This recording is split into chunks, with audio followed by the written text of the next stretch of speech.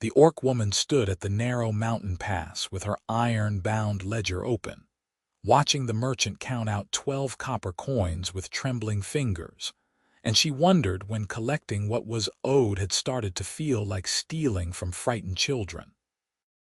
"Safe travels," Wren Harrow said, her voice deliberately gentle as she swept the coins into her leather pouch. The merchant flinched anyway, yanked his mule's lead, and hurried through the gap in the rocks without looking back.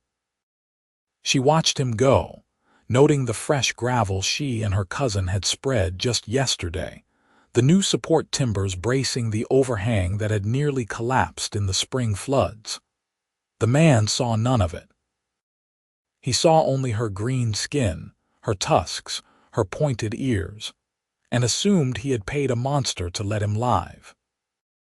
Wren closed the ledger and settled back onto the stone bench her grandfather had carved 40 years ago, before the humans had expanded this far into the mountains, before the old mining road had become the only safe pass for 30 miles in either direction.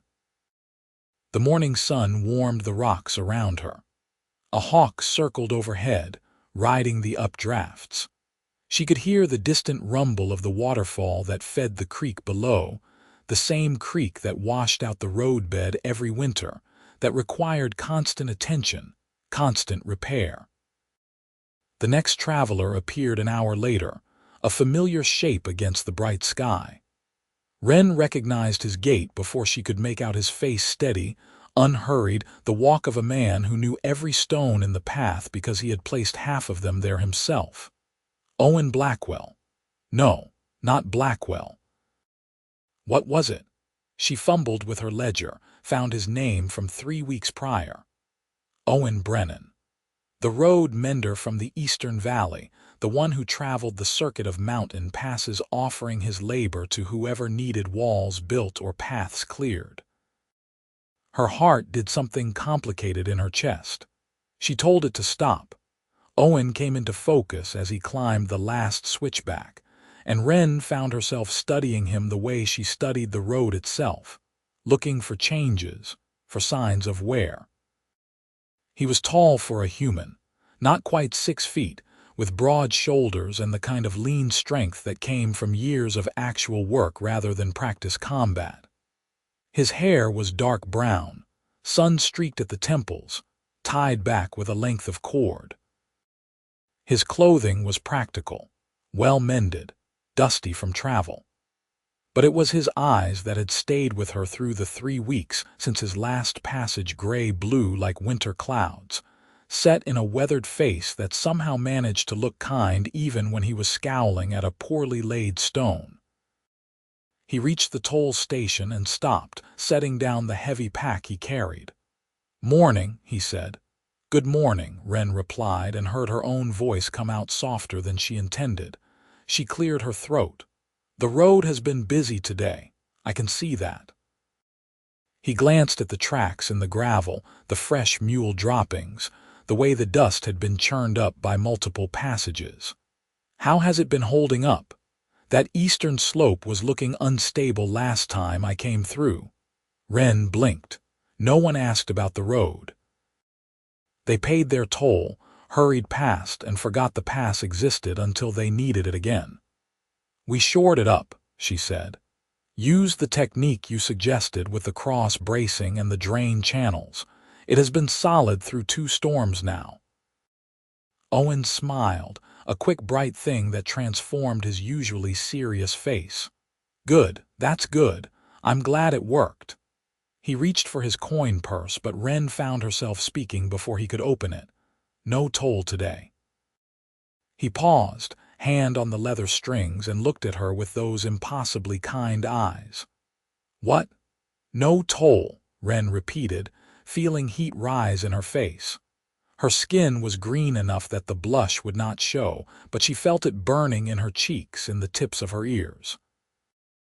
"You give us more in advice than we could ever charge you in coin. The pass is safer because of you. Go through."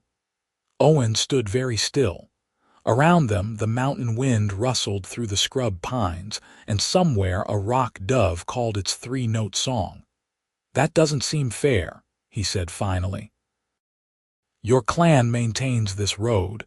You deserve payment for that work. And you help us do it better," Wren said. She closed her ledger with more force than necessary, the sound sharp in the thin air. "Please, just accept it."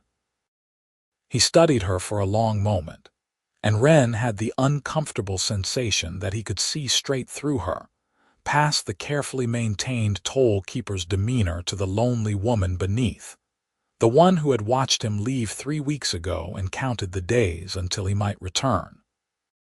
But then he nodded just once and shouldered his pack again.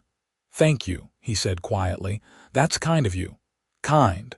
The word settled into her chest and took root. She watched him walk through the pass, watched the way he paused to examine the new support work, running his hand over the timbers with what looked like approval. He disappeared around the bend, and Wren sat alone again with her ledger and her confused heart, wondering what exactly she had just done, and why it felt so significant. 3 days later, her cousin Mara came up the trail with supplies from the clan's main settlement, a satchel of food and a bundle of letters. Mara was younger than Wren by 5 years, still round-faced and cheerful in a way Wren sometimes envied. She had not yet spent enough time at the toll station to develop the wary exhaustion that came from being feared by every person who passed. "You waived a toll," Mara said, dumping the satchel on the bench. It was not a question. Wren busied herself with sorting through the supplies. "I waive tolls sometimes. Children, the injured, the desperately poor. Owen Brennan is none of those things." Mara pulled out one of the letters, checked the seal, and handed it to Wren. "Grandmother wants to know why you are giving free passage to able-bodied travelers." "He is the road mender," Wren said. "He helps us maintain the pass. I made a judgment call." Mara settled onto the opposite end of the bench, her expression somewhere between amused and concerned. "Wren, you have been up here alone for 2 years now. I know it gets lonely.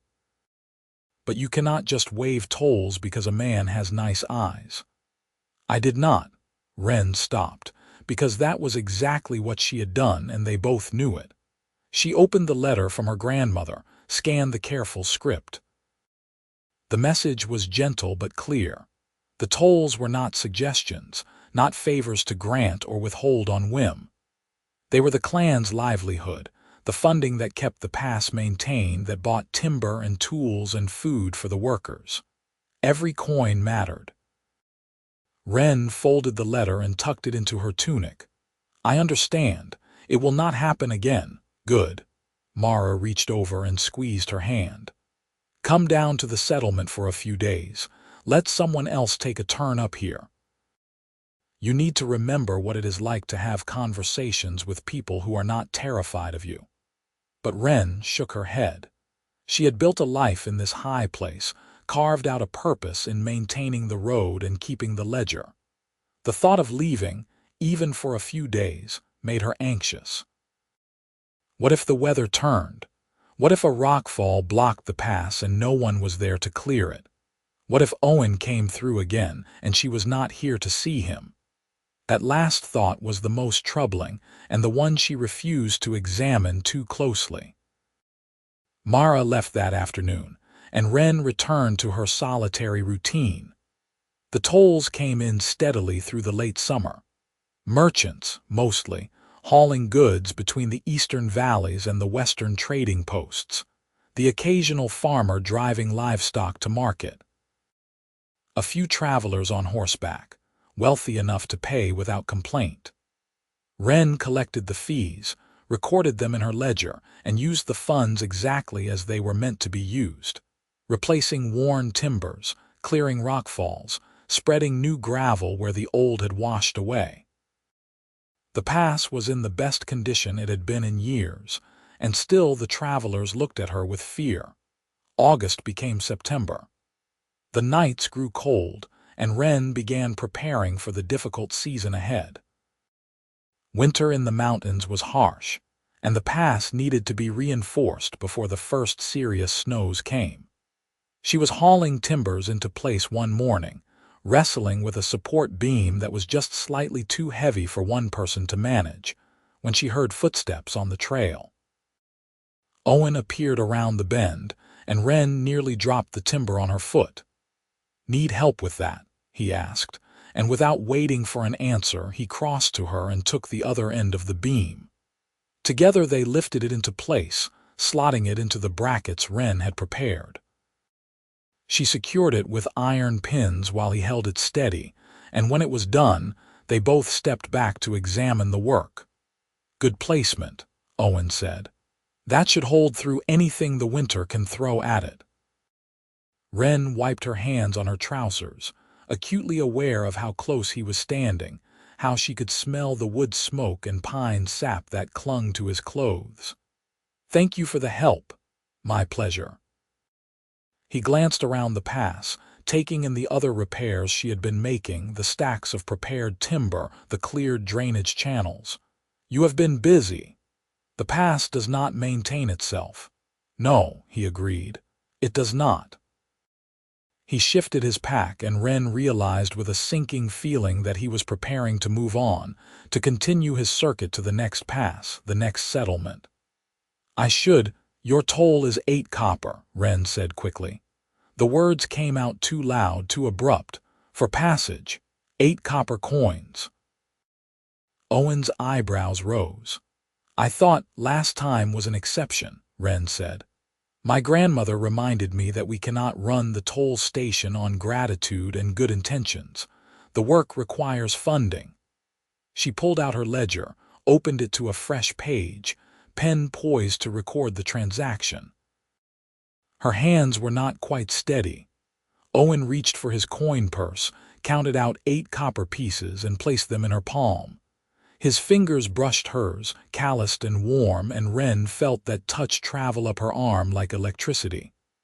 "Fair enough," he said. "Though I still think you are undercharging for the quality of road you maintain." Wren recorded the payment, her handwriting more cramped than usual. "Safe travels," she said, the standard farewell, the dismissal she gave to every traveler, but Owen did not leave. He stood there, looking at her with an expression she could not quite read, something complicated happening behind those kind eyes. "Wren," he said, and the sound of her name in his voice made her breath catch. "When I come back this way 2 weeks, maybe 3, would you let me buy you dinner? There is a tavern in the next valley that does a decent roast. We could talk about the road, about other things." The world seemed to tilt slightly. Wren stared at him, at this human man who was asking an orc woman to share a meal with him, who was looking at her not with fear or disgust, but with what might have been hope. "Why?" she asked, and then immediately wished she could take the word back, swallow it, pretend she had not revealed quite so much uncertainty. Owen smiled, and it was the kind smile again, the one that made her feel like perhaps she was not a monster after all. "Because you are interesting," he said simply. "Because you care about this road as much as I do. Because you have kind eyes too, and I would like to know the person behind them." He paused. "But if you would rather not—" "Yes," Wren said. "Yes, I would like that." The smile widened. 2 weeks, then. I will meet you at the north end of the pass at sunset. We can walk down to the tavern together." He left then, hiking through the pass with that steady gait she had come to recognize, and Wren stood alone with 8 copper coins in her hand, and a feeling like sunlight spreading through her chest. She recorded the transaction in her ledger, writing his name with particular care, and then she sat on her grandfather's stone bench and allowed herself to hope. The next 2 weeks passed in a strange suspension of time.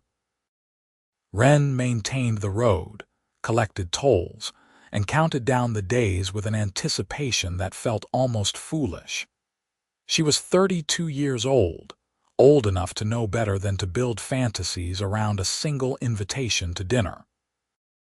But she built them anyway, in the quiet hours between travelers, in the evenings when she sat by her fire and watched the stars emerge over the mountain peaks. She thought about what it might mean to sit across a table from Owen Brennan and talk about things other than road maintenance. She thought about his hands, the way they had steadied the timber with easy competence. She thought about his eyes, the kindness there, the intelligence. She thought about the way he had looked at her when he asked, like her answer actually mattered to him, like her agreement or refusal would shape his world in some meaningful way.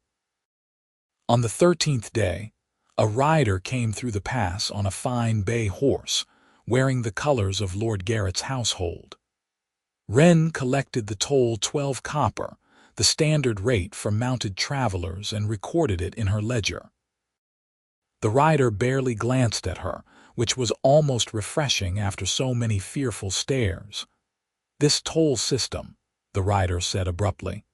"How long has it been in operation?" Wren looked up from her ledger. 40 years since my grandfather established the station. Before that, the pass was impassable most of the year. And what gives your clan the right to charge travelers for using a mountain road? It was not the first time Wren had fielded this question, though something in the rider's tone set her on edge. "We maintain the road," she said evenly.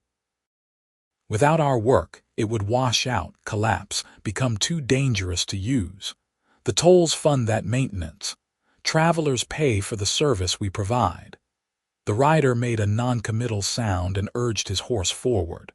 Wren watched him go, a prickle of unease settling between her shoulder blades.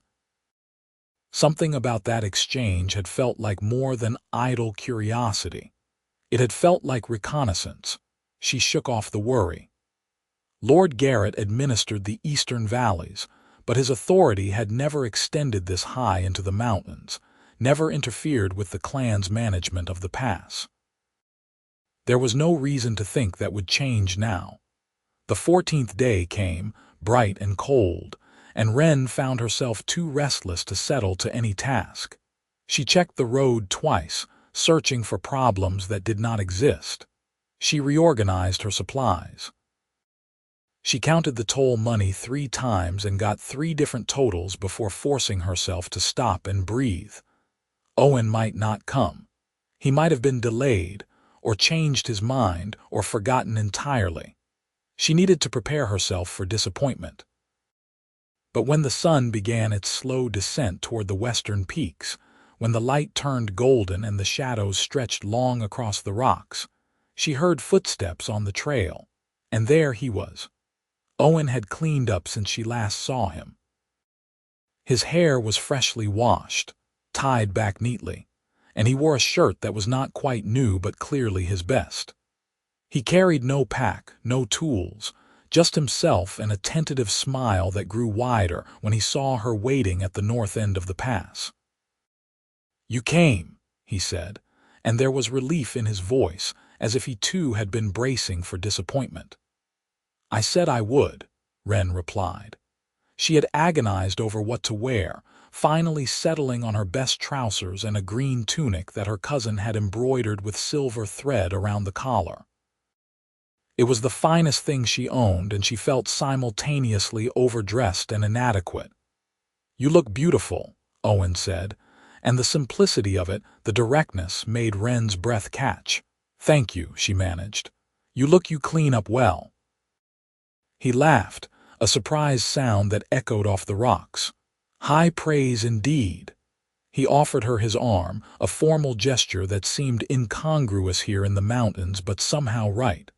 "Shall we?" Wren took his arm, feeling the solid warmth of him through the fabric of his shirt, and together they began the descent to the valley below. The trail was familiar to Wren, but walking it with Owen transformed it into something new. He pointed out changes. She had missed a new washout forming on the eastern slope, a section of rock face that looked unstable, but he also pointed out a hawk's nest, the late blooming wildflowers clinging to crevices in the stone, the way the sunset painted the clouds in shades of copper and gold. You notice things, Wren said as they navigated a switchback. So do you, Owen replied. You just notice different things. The road, the drainage patterns where the next problem will develop. He paused, steadying her over a rough patch of trail. I notice the road too, but I also notice the woman who cares for it. The way you record every toll in that ledger with perfect precision. The way you speak gently to travelers even when they are afraid of you. The way you look at the mountains like they are the only home you will ever need. Wren had no words for the feeling that rose in her chest, sweet and sharp at once. They walked in silence for a while, comfortable, and she let herself simply exist in the moment, the warmth of his arm beneath her hand, the cool mountain air on her face, the gradual transition from high peaks to forested valley. The tavern sat at the confluence of two trails, a sturdy building of timber and stone with smoke rising from its chimney and warm light spilling from its windows. The sign above the door read "The Waypoint Inn," and from inside came the sounds of conversation and laughter. Owen hesitated at the door. I should warn you, he said. Some of the people in there may react badly to seeing an orc. If anyone gives you trouble, we can leave. I will not have you subjected to cruelty. The protectiveness in his voice warmed Wren even as the implication chilled her. She had not considered what it might mean to enter a human establishment, to sit among people who might see her as a monster. But she was tired of living only in the high places, tired of limiting herself to avoid others' fear. Let them stare, she said. I am here with you, and that is enough. They entered together, and the conversation did not exactly stop, but it faltered, heads turning toward the doorway, eyes widening. Wren kept her chin high and her expression calm, though her heart hammered against her ribs. Owen guided her to a table in the corner, pulled out a chair for her with courtly grace, and settled across from her with his back to the room, a physical barrier between her and the stairs. They will get used to it, he said quietly. Give them a minute. And gradually the conversation did resume, though Wren could feel curious glances like pinpricks against her skin. A serving woman approached, middle-aged and practical, and took their order without comment: roast chicken, bread, autumn vegetables, 2 cups of cider. She returned with the food and the drinks, set them on the table, and departed with the same professional neutrality. Owen raised his cup. To kind eyes, he said, and the courage to trust them. Wren clinked her cup against his, the sound clear and sweet. To courage, she agreed and drank. The food was good, better than the simple fare she prepared for herself at the toll station, and the cider was sharp and cold. They talked about the road at first, the safe topic, discussing plans for winter reinforcement and the best sources for timber.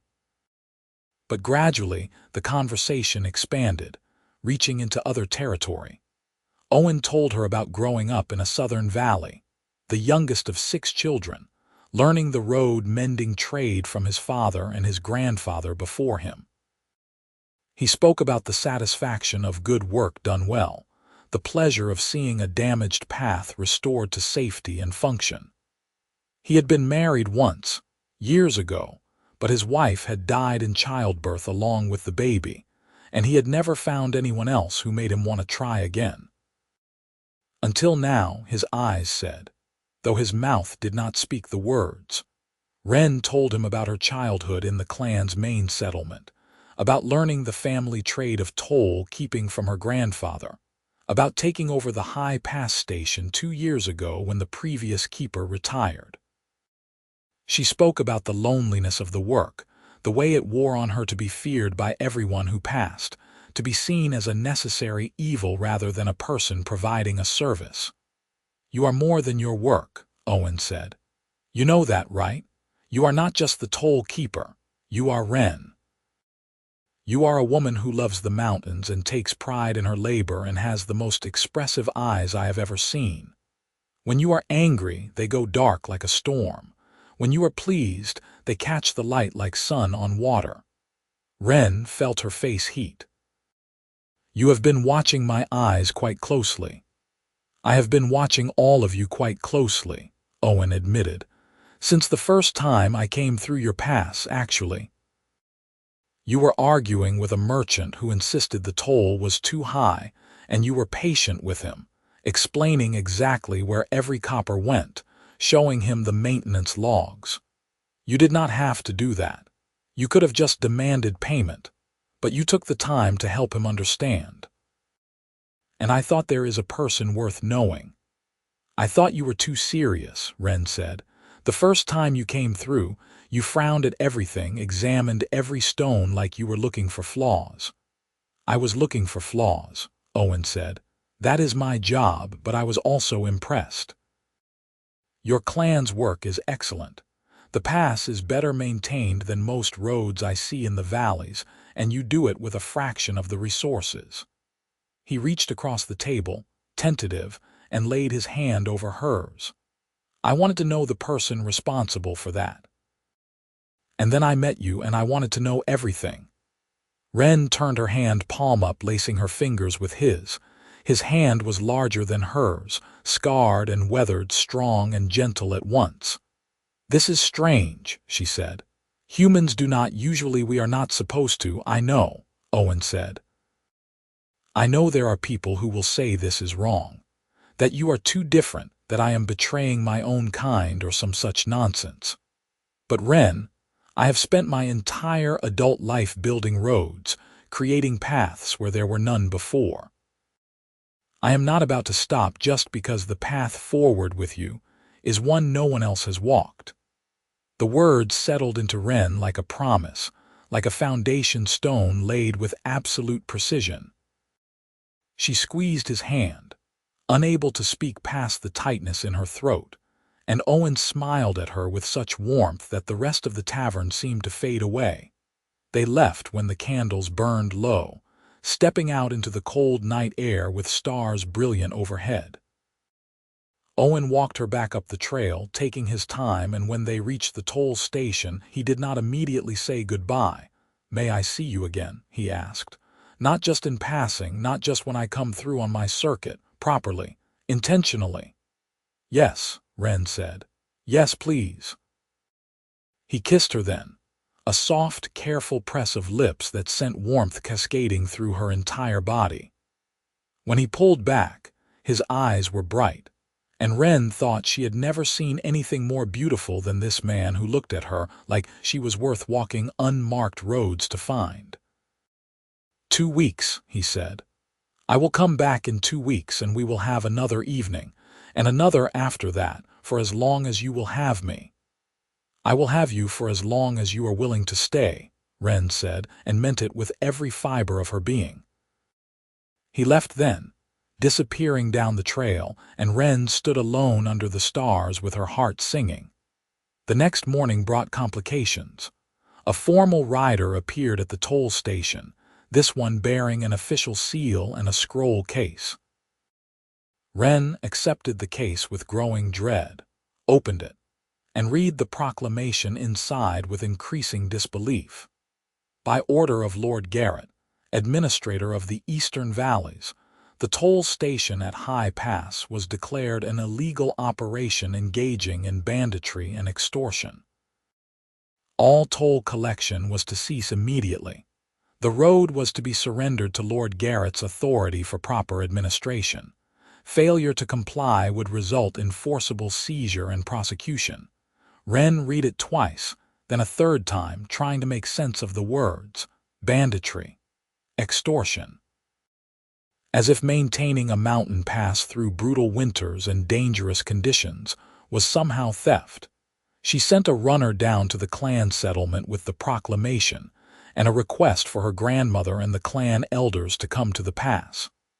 They arrived 2 days later, grim-faced and furious. Wren's grandmother, Wren Harrow, was 73 years old, compact and iron-willed, with silver streaking through her dark hair and a gaze that could stop a charging boar.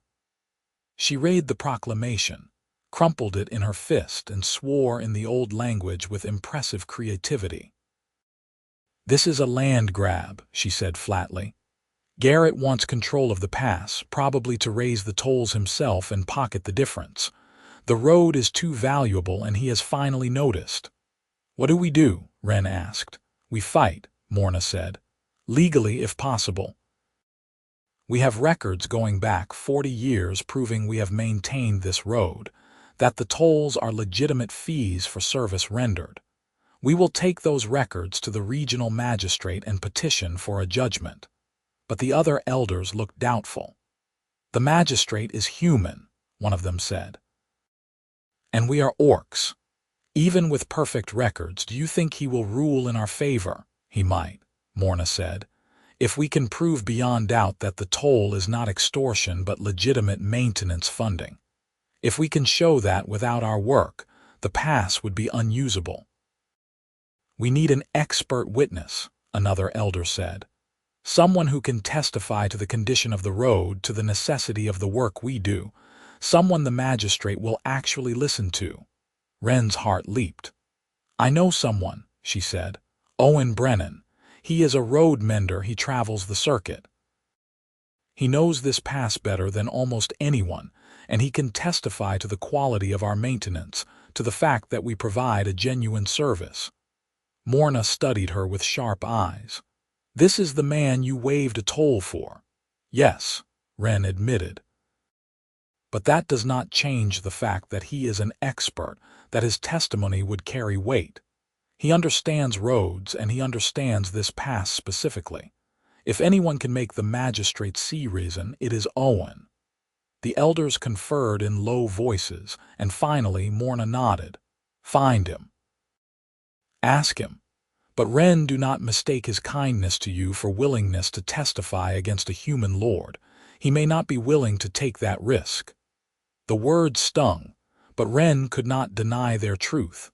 Owen had been kind to her, had taken her to dinner, had kissed her under the stars. But testifying in a legal proceeding, standing against a lord to defend an orc clan's rights, that was something else entirely. That was danger, political and potentially physical, but she had to try. Owen was not due back for another 10 days, too long to wait. Wren left her cousin in charge of the toll station and set off down the mountain, following the circuit she knew Owen traveled. She found him 3 days later at a pass 30 miles to the south, directing a crew of workers in repairing a collapsed culvert. He saw her coming and his face lit up, that bright smile she was coming to treasure, but it faded when he saw her expression. "What is wrong?" he asked, leaving the crew and crossing to meet her. Wren explained, the words tumbling out in a rush: the proclamation, Lord Garrett's accusation of banditry, the plan to fight the seizure in court. "We need an expert witness," she said. "Someone who can testify that the tolls are legitimate, that we provide a real service. Owen, you know the pass. You know the work we do. Would you be willing to speak for us?" Owen was quiet for a long moment, his expression unreadable. Around them, the work crew continued their labor, the sound of hammers and shovels a steady rhythm. "Testifying against a lord is not a small thing," he said finally. "Garrett is powerful in the eastern valleys. He could make my life very difficult if he chose to." "I know," Wren said. "I know it is a lot to ask. If you cannot do it, I understand. I will not hold it against you." But Owen shook his head. "I did not say I would not do it. I just wanted you to understand the risk." He reached out and took her hand, his grip firm and steady. "Of course I will testify. The truth is the truth, regardless of what some lord wants it to be. Your clan maintains that pass better than anyone else could, and the tolls you charge are more than fair for the service you provide. I will say so, in front of the magistrate or anyone else who needs to hear it." Relief flooded through Wren so intensely, it made her knees weak. "Thank you," she whispered. "Thank you." "You do not need to thank me for telling the truth," Owen said. He squeezed her hand. "When is the hearing?" 2 weeks from now in the Valley Court. Then I will be there." He glanced back at his work crew. "Let me finish this job another 2 days, and then I will come to High Pass. We can prepare together, make sure we have all the documentation and evidence we need." Wren nodded, not trusting herself to speak. Owen pulled her into an embrace, and she buried her face against his shoulder, breathing in the scent of him, letting his solid presence steady her. "We will win this," he said quietly. "I promise you." Wren wanted to believe him. But she had lived long enough to know that truth and justice did not always align, especially when orcs and humans stood on opposite sides of a question. Owen arrived at High Pass 4 days later, his pack full of notes and diagrams from every mountain road he had surveyed in the past 5 years. Together with Wren and her grandmother, they built the case. The toll station's records were meticulous, showing 40 years of consistent fees and exactly how those funds had been spent: timber purchases, tool replacement, wages for seasonal workers during major repairs. Wren had logs detailing every storm, every rockfall, every washout, and the work required to address each one. Owen contributed his own professional assessment, written in clear technical language that detailed the pass's condition, the quality of the maintenance, and the likely consequences if that maintenance ceased. "Without active management," he wrote, "High Pass would become impassable within 2 years. The eastern slope is inherently unstable, requiring regular reinforcement. The drainage system must be cleared multiple times per season to prevent washouts. The support structures need inspection and repair after every major storm. This is not work that can be done casually or intermittently. It requires dedicated attention and significant resources." The toll system administered by the Harrow clan provides exactly that, and does so efficiently and effectively.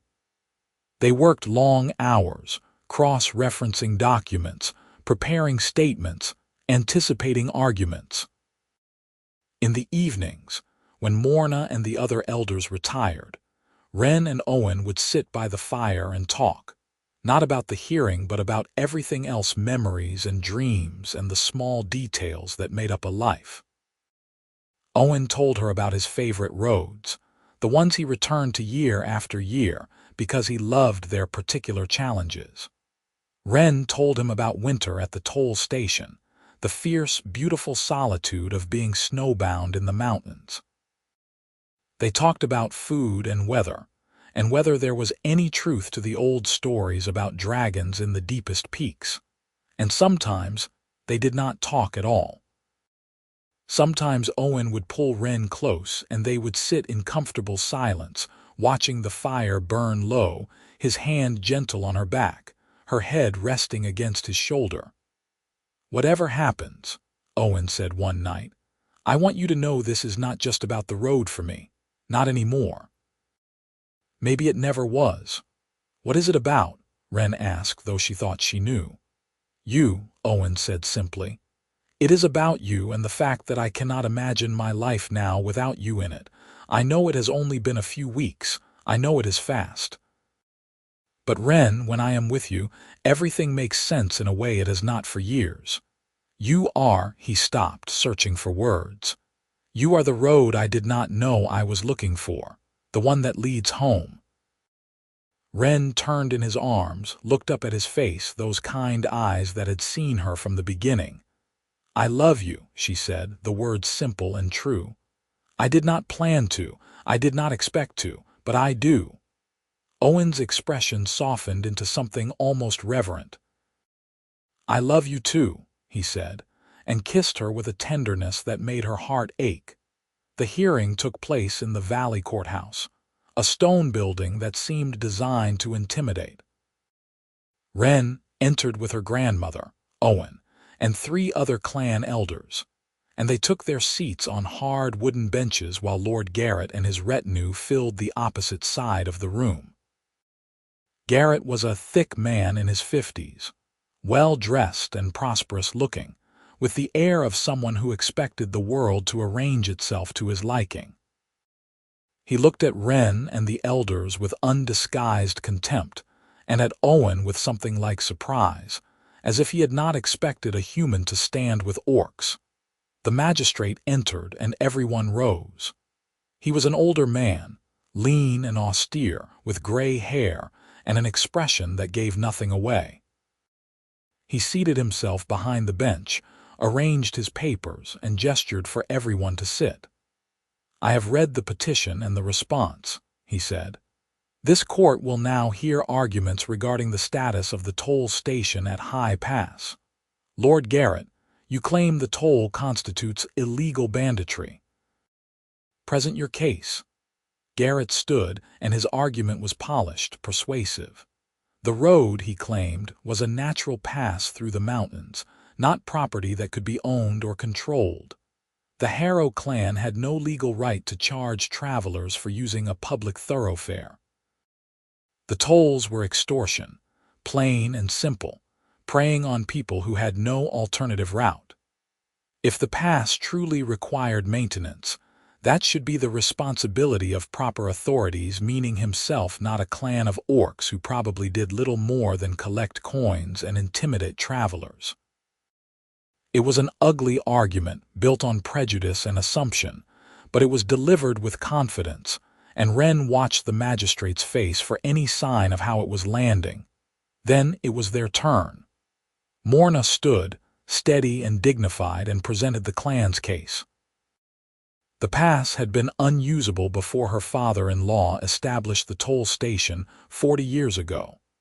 The clan had invested time, labor, and resources into making it safe and keeping it that way. The tolls were not arbitrary fees, but carefully calculated charges based on the actual cost of maintenance. They had records, receipts, logs, everything needed to prove that every copper collected went directly into the road's upkeep. The magistrate listened, made notes, asked a few pointed questions about specific expenses. Then he said, "Do you have any expert testimony regarding the necessity of this maintenance?" Morna nodded. "We do.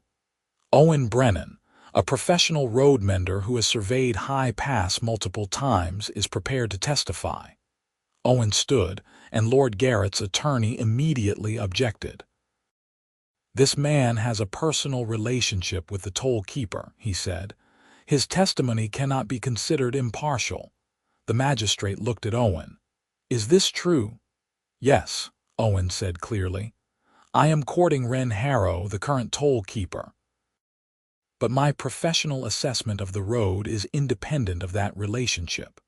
I have detailed notes from surveys conducted before I ever spoke to her beyond collecting tolls. My conclusions are based on observable fact, not personal bias." "I will allow the testimony," the magistrate said. "But be aware that I will weigh it in light of your disclosed relationship." Owen nodded and proceeded to present his case. He spoke about the geology of the pass, the inherent instability of the eastern slope, the drainage challenges, the weather patterns that made maintenance difficult and necessary. He cited specific examples of work the clan had done, explaining how each repair addressed a genuine safety issue. He compared the condition of High Pass to other mountain roads he surveyed, showing that it was maintained to a higher standard than most, despite having fewer resources. "Without the toll system," Owen concluded, "this pass will fail. Not immediately, but inevitably. The first major winter storm will cause washouts that will not be repaired. The support structures will deteriorate and eventually collapse. Within 2 years, maybe 3, the pass will be too dangerous to use. Travelers will have to take the long route around the mountains, adding 2 weeks to their journey. The toll system maintained by the Harrow clan is not banditry. It is professional road management, and it is the only reason this pass remains viable." Lord Garrett's attorney cross-examined him, trying to poke holes in his assessment, suggesting that his relationship with Wren had colored his judgment.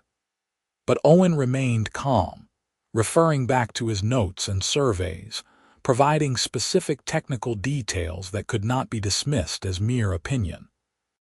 Finally, the magistrate called for a recess. "I will review the evidence and issue a ruling this afternoon," he said. They waited in a side room, silent and tense.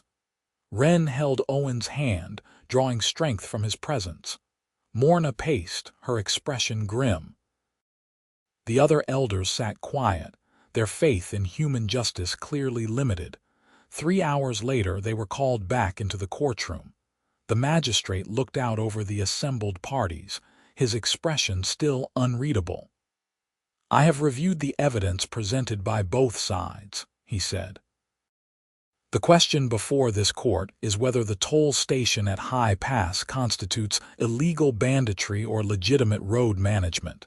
He paused, and Wren felt her heart hammering. "The evidence is clear," the magistrate continued. "The Harrow clan has maintained detailed records showing 40 years of consistent maintenance funding. The toll rates are reasonable and have remained stable over time. Expert testimony confirms that the maintenance is both necessary and well executed. Furthermore, Lord Garrett has presented no evidence that he or any other party is prepared to assume responsibility for maintaining the pass if the toll system is abolished." Hope began to stir in Wren's chest. "This court finds that the toll station at High Pass is a legitimate operation providing a necessary service. The tolls collected are fees for that service, not extortionate charges. Lord Garrett's claim of banditry is without merit." The magistrate looked directly at Garrett.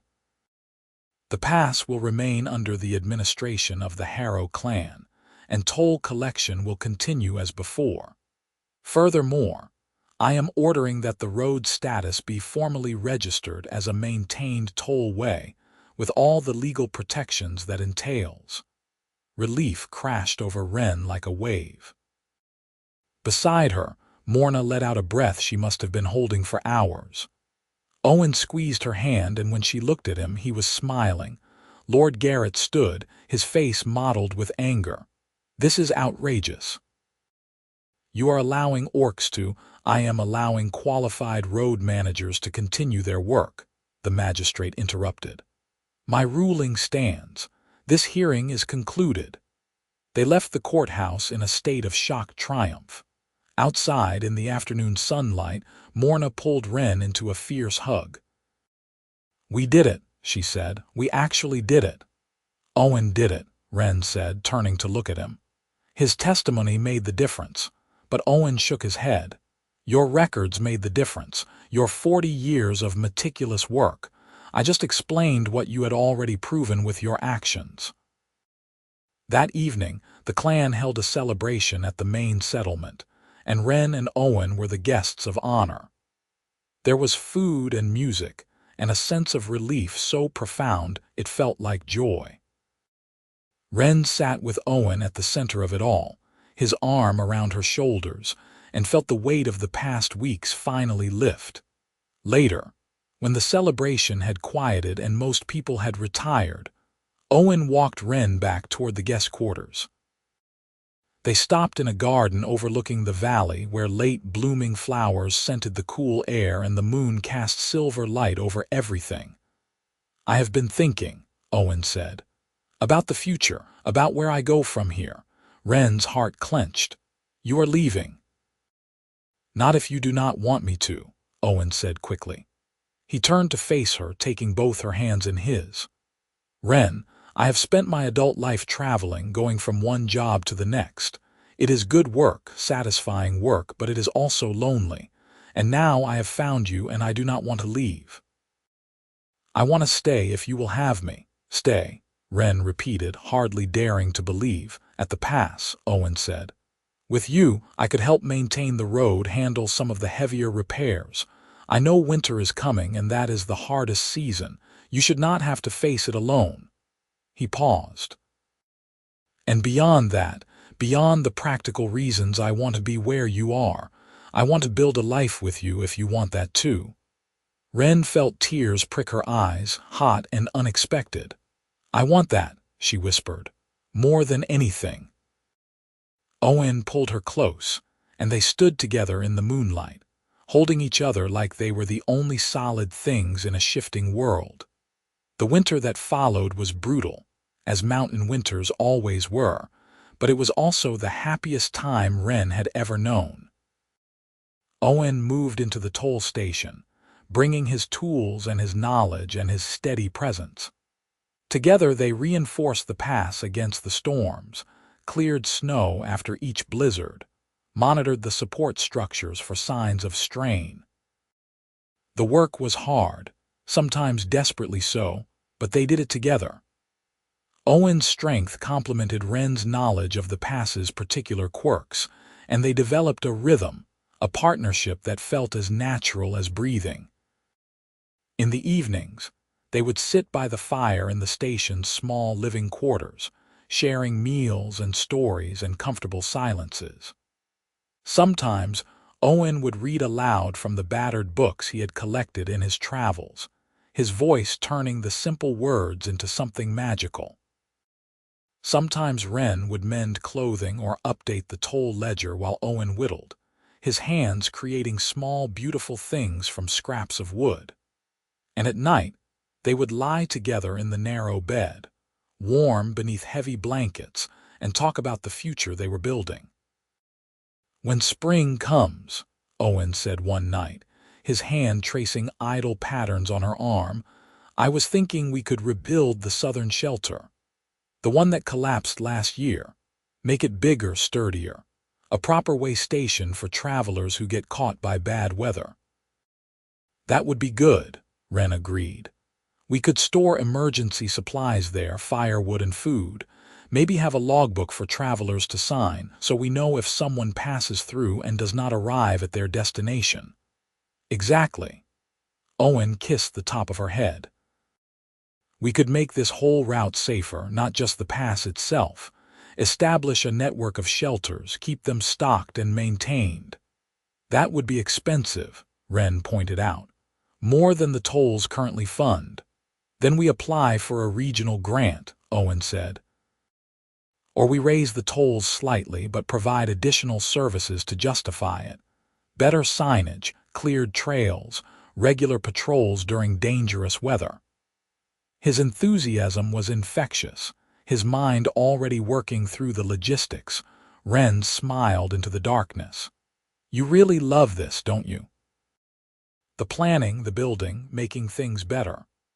I love it, Owen agreed. But mostly I love doing it with you. They celebrated the winter solstice with the clan, traveling down to the main settlement for the traditional feast. Wren introduced Owen to the extended family. He had not yet met cousins and aunts and uncles, the whole sprawling network of the Harrow clan. They welcomed him with warmth that surprised and moved him, treating him not as an outsider but as one of their own, the human who had stood with them when it mattered. Morna pulled Wren aside at one point, her eyes sharp. You are happy, she said. It was not quite a question. I am, Wren said. Happier than I have ever been. Good. Morna squeezed her hand. You deserve it, you both do, she paused. He is going to ask you to marry him, you know, probably soon. Wren felt heat rise in her face. Did he tell you that? He did not have to. I have eyes. Morna smiled, and there was something soft in her expression, something almost wistful. Your grandfather looked at me the same way Owen looks at you, like you are the best thing that ever happened to him, and he cannot quite believe his luck. Wren thought about Owen's steady presence, his kindness, the way he had risked Lord Garrett's wrath to testify for her clan. I am the lucky one, she said. You are both lucky, Morna corrected. That is how it should be. Spring came slowly to the mountains, the snow retreating in grudging increments, revealing the damage winter had inflicted. A major rockfall had blocked the eastern approach to the pass, tons of stone and debris that would take weeks to clear. Wren and Owen surveyed the damage together, making notes, planning the work. "We will need help," Owen said. "This is too big for 2 people." Wren nodded. "I will send for workers from the settlement. And we should close the pass temporarily, redirect travelers to the southern route until we can make this safe." They spent the next month in intensive labor, directing a crew of clan workers in clearing the rockfall and rebuilding the damaged section of road. It was exhausting work, dangerous at times, but also deeply satisfying. Wren watched the road take shape again, stronger than before, with improved drainage and reinforced support structures. Owen was in his element, directing the work with quiet competence, showing the younger workers the techniques he had learned over years of experience. Wren watched him and felt her love deepen into something that felt as permanent as the mountains themselves. On the day they reopened the pass, Owen dismissed the workers early and asked Wren to walk with him to the overlook above the toll station. It was evening, the sky painted in shades of orange and pink, the valleys below them already in shadow. "I have something to ask you," Owen said, and there was nervousness in his voice, an uncertainty Wren rarely heard from him. She knew what was coming. Her heart began to race. Owen took her hands, and she saw that his were trembling slightly. "Wren, I know we have only been together a few months. I know there are people who will say we are moving too fast, that we come from different worlds and should not try to build a life together. But I have never been more certain of anything." He paused, drew a breath. "I love you. I love the work we do together, the life we are building. I love your strength and your kindness, and the way you care for this road like it is a living thing. I want to spend the rest of my life with you, maintaining this pass and whatever other roads we find together. Wren Harrow, will you marry me?" Wren could barely see him through the tears that had sprung to her eyes. "Yes," she said, her voice breaking. "Yes, of course yes."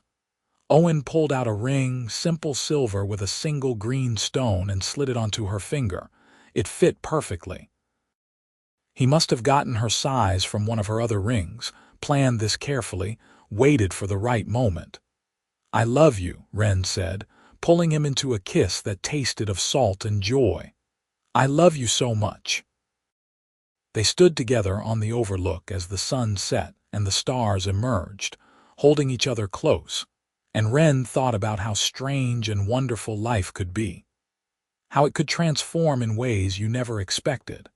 How a simple act of waiving a toll could lead to this, to love, to partnership, to a future that stretched out bright and full of possibility. They were married 6 weeks later, in a ceremony that blended human and orc traditions, held at the toll station with the mountains as witnesses. Morna officiated, and half the clan attended, along with a surprising number of Owen's fellow road menders and even a few of the regular travelers who had come to know Wren and Owen over the years. It was a small wedding by some standards, but it was perfect. Wren wore a dress of deep green, embroidered by her cousins with patterns of mountains and roads. Owen wore his best clothes, his hair neatly tied back, his eyes bright with happiness. They exchanged vows they had written themselves, promising to stand together through all seasons, to maintain not just the roads they built but the love that bound them. Afterward, there was a feast, music, dancing that lasted late into the night. Wren danced with her new husband under the stars, his arms strong around her, and felt complete in a way she had never known was possible. As the celebration wound down and guests began to depart or settle in for the night, Owen and Wren slipped away to the overlook again, their private place, and sat together looking out at the moonlit mountains. "We should probably establish some official protocols," Owen said, his tone mock serious. Now that we are both running the toll station, division of responsibilities, that sort of thing." Wren laughed. "Very romantic, husband." "I am a practical man," Owen said, but he was smiling. "Though I suppose we can discuss logistics later." He pulled her closer. "Right now, I just want to sit here with my wife and appreciate how extraordinarily lucky I am." "We are lucky," Wren corrected, echoing her grandmother's words. "Both of us." "Both of us," Owen agreed, and kissed her as the moon climbed higher in the sky. The years that followed were not without challenges. There were harsh winters and difficult summers, rock falls and washouts, and occasional disputes with travelers who resented paying the toll. There were larger challenges too: a regional official who tried to impose additional taxes on toll stations, a bad harvest year when the clan struggled, and Wren and Owen reduced the tolls temporarily to help travelers who could barely afford passage. But through it all, they faced everything together. Owen's expertise and Wren's knowledge combined to make the pass safer and better maintained than ever. They established the shelter network Owen had dreamed of, building three-way stations along the route and stocking them with supplies. They trained younger clan members in road maintenance, passing on the knowledge that had been passed to them, and they built a life together at the toll station, expanding the small quarters into a proper home, making room for the future they both wanted. 3 years into their marriage, Wren discovered she was pregnant. The news filled her with a complex mix of emotions: joy and terror, in roughly equal measure. She had never been entirely sure children were possible, human and orc being different species. But Owen's research into historical records had turned up enough precedent to suggest it happened. Rarely, but not impossibly.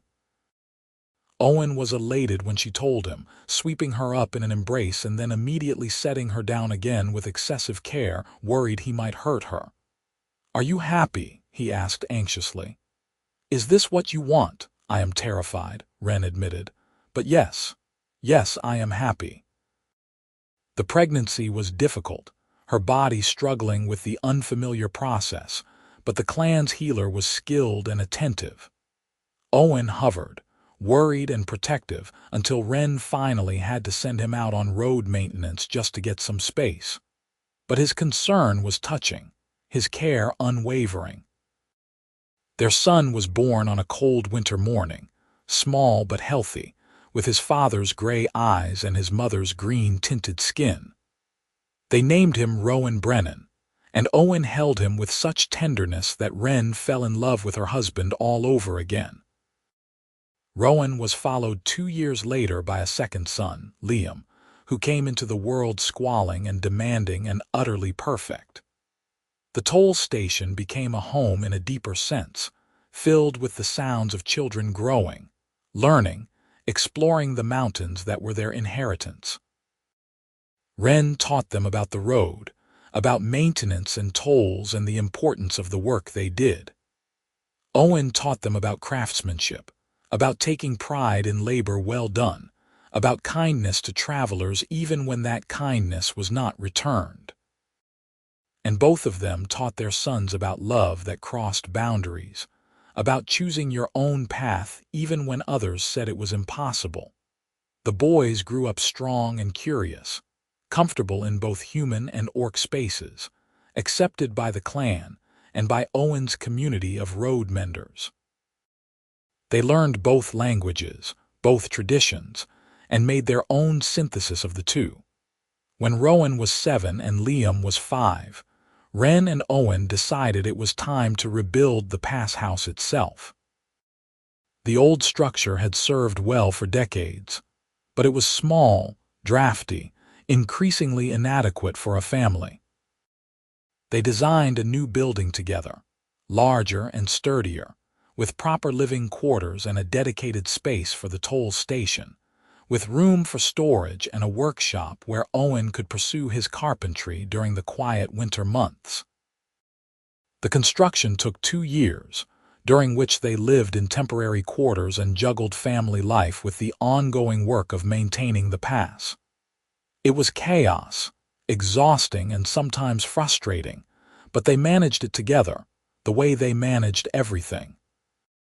The new pass house opened on a bright autumn day, and they held a small celebration, inviting the clan elders and Owen's closest colleagues, the friends they had made over the years. Morna, now in her 80s but still sharp-eyed and formidable, gave a speech about persistence and vision, about building things that lasted. "This road, this pass, it has been in our family for 2 generations now," she said. "And it will be here for generations to come, because Wren and Owen have not just maintained it, they have improved it, expanded it, turned it into something even better than what came before. That is the work of a lifetime, and I am proud to see it." That night, after the guests had departed and the boys were asleep, Wren and Owen stood in the doorway of their new home, looking out at the pass they had built together. "Do you ever regret it?" Wren asked quietly. "Staying here, giving up the traveling life you had before?" Owen looked at her with surprise. "Never," he said firmly. "Not once. Wren, you and our boys, this work we do together, this is everything I never knew I wanted. I was wandering before I met you. Now I am home." Wren leaned into him, feeling the solid warmth of his presence, the steady beat of his heart. "I love you," she said, "for all of it, for staying, for building this with me, for being exactly who you are." "I love you too," Owen said. "For waiving that toll all those years ago, for taking a chance on a road mender with kind eyes, for making me the luckiest man alive." They stood together in the doorway as the stars came out above the mountains, and Wren thought about the long road that had brought them here, the tolls collected, and the storms weathered, and the love that had grown deeper with every passing season. The pass stretched out before them, well-maintained and safe, a road they had built together and would continue to build for as long as they had strength and will. It was good work, meaningful work, and they would do it side by side. 2 people who had found each other against all odds and chosen to build a life in the high places where the mountains touched the sky.